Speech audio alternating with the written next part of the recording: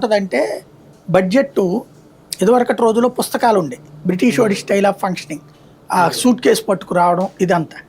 నిర్మలా సీతారామన్ వచ్చాక ఏం చేసింది, అంటే అది కలోనల్ సిస్టమ్, అంటే బ్రిటిష్ వాడినే మనం 77 ఏళ్ళ నుంచి ఫాలో అవుతూ వచ్చాం. 70 ఏళ్ళ నుంచి ఆ దరిద్రాన్ని తీసేసి ఏం చేసింది, మనకి పాత రోజుల్లో నాకు బాగా గుర్తు, మా చిన్నప్పుడు మా నాన్నగారు పనిచేసే షాపులో వాళ్ళది ఆ అకౌంట్ బుక్ ఉంటుంది కదా, దాన్ని ఒక క్లాత్లో చుడతారనమాట. రాసేయడం పూర్తయ్యాక దాన్ని క్లాత్లో చుట్టి దేవుడి దగ్గర పెట్టి ఉంచుతారనమాట. అట్లాగా రెడ్ క్లాత్లో పెట్టుకుని పట్టుకొచ్చింది ఇవిడ, ఏది ల్యాప్టాప్ పట్టుకొచ్చింది. ఇప్పుడంతా డిజిటల్ అక్కడ. దాంతోపాటు బడ్జెట్లో ఇదివరకటికి మళ్ళీ ఈ రాష్ట్రానికి ఇంత కాదు.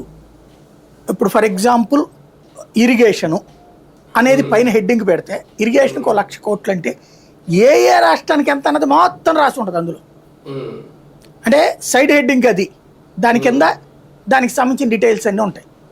అది చదువుకుంటే వాటిట్లో మన రాష్ట్రానికి ఎన్ని వచ్చినాయో చూస్తారు. అసలు నన్ను అడిగితే ఈ రాసిన వాళ్ళు తిట్టుకునేటటువంటి వాళ్ళు ఆ బడ్జెట్ పేపర్లే చూసుండరు. ఆ డీటెయిల్స్ చదివితే కదా తెలిసేది. ఎవడు చెప్పాడు వీళ్ళకి ఆంధ్ర అని పేరు రాలేదు కాబట్టి, అంటే ఆ లెక్కనైతే ఏ రాష్ట్రం పేరు రాలేదు కదా. మన ఉత్తరప్రదేశ్ అని పేరు ఏమైనా ఇచ్చారు అక్కడ.